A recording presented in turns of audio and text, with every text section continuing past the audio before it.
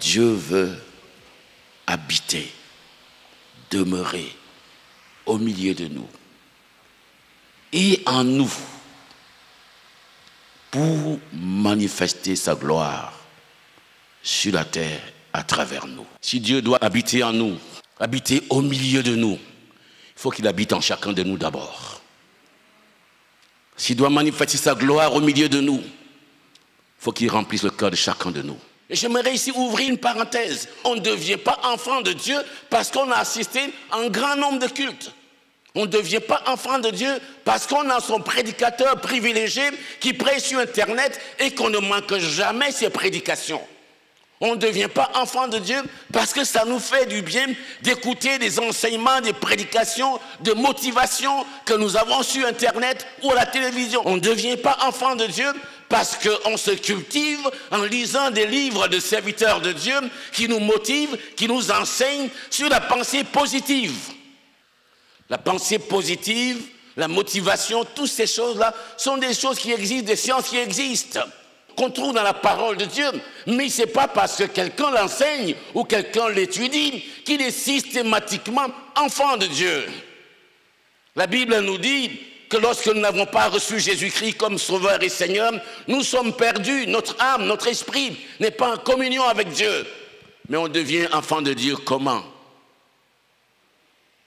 Lorsque l'évangile de Jésus-Christ, la bonne nouvelle, lorsque vous réalisez que vous êtes pécheur, malgré vos bonnes intentions, malgré que vous soyez peut-être né dans une famille chrétienne, malgré que vous n'ayez pas autant de péchés comme vous pouvez penser par rapport à d'autres, ce n'est pas une question de nombre de péchés, c'est une question de relation avec Dieu.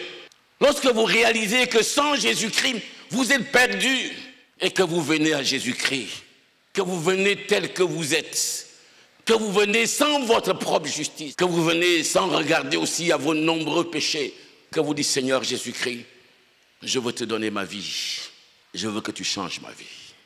Quel que soit ce que vous sentez en ce moment-là, quand vous dites cela, celui qui vous a tellement aimé, qu'il a donné son Fils unique pour vous à la croix, celui qui, comme le Père de l'enfant prodigue, depuis des temps, depuis des générations, depuis des mois, des années, est en train d'attendre que vous reveniez enfin à lui. Et c'est pour que dans cette salle, vous qui m'écoutez ce matin, vous qui écouterez peut-être grâce à la télévision ou à la radio, et c'est pour que vous soyez dans un processus où depuis des mois, depuis des semaines, depuis des années, vous êtes en train de tourner en rond comme l'enfant prodigue. Vous êtes en train de subir tous les coups de la vie. Et Dieu est en train de chercher à vous pêcher. C'est pas que vous ayez pensé que vous pouvez vous débrouiller et vous en sortir seul, que vous n'avez pas besoin de Jésus, que vous n'avez pas besoin de quelqu'un qui vous montre le chemin à suivre. Vous allez vous épuiser un jour. Dieu soit loué, vous allez vous épuiser. En ce moment-là, Jésus vous dit, venez à moi, vous tous qui êtes chargés et fatigués, je vous donnerai du repos. En ce moment-là, Jésus vous dit que celui qui a faim, que celui qui a soif, c'est celui qui est dégoûté des eaux de la vie, qui est dégoûté de la drogue. Combien de jeunes gens, jeunes filles, sont asservis à la drogue, pensant trouver dans la drogue des émotions fortes, pensant trouver dans la drogue des sensations fortes. C'est une façon de chercher la vie, mais Dieu vous a créé à son image. L'esprit qu'il a mis en vous vient de lui. Et ce dont vous avez besoin, c'est la relation avec Dieu. Et aussi longtemps que vous n'aurez pas trouvé cette relation avec Dieu, il y aura un vide dans votre cœur. Et quelqu'un a dit, il y a dans le cœur de tout homme et de toute femme un vide. Un vide que rien dans ce monde ne pourrait combler. Ce vide est en forme de Dieu. Seul Dieu peut combler le vide de votre cœur.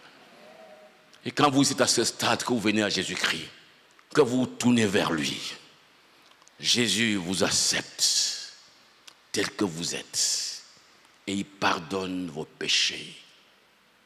Que vous le sentiez ou pas, quelle que soit la quantité de péchés que vous avez commis dans le péché, en ce moment-là, quand vous venez à Jésus-Christ, que vous le reconnaissez comme votre sauveur, que vous reconnaissez qu'il est mort pour vous, que vous reconnaissez que vous ne pouvez vous sauver vous-même, Jésus vous pardonne.